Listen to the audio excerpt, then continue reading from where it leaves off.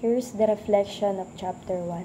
Supply chain management involves the coordination and management of a network of interconnected businesses that participate in the provision of products and services. The main goal of supply chain management is to enhance customers' value while maximizing efficiency and minimizing costs.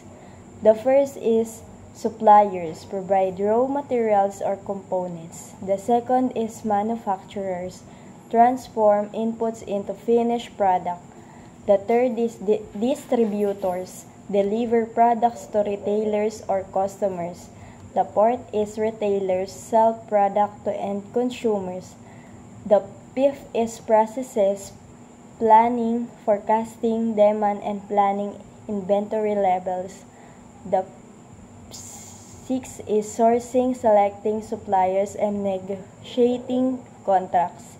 And the seventh is production, managing the manufacturing processes.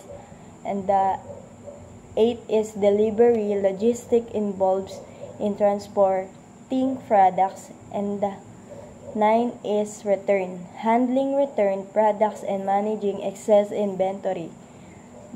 10 is information flow, effective communication and information sharing among all parties in supply chain to improve decision making and responsiveness. Technology tools like ERP systems, inventory management software, and data analytics enhance visibility and coordination within the supply chain.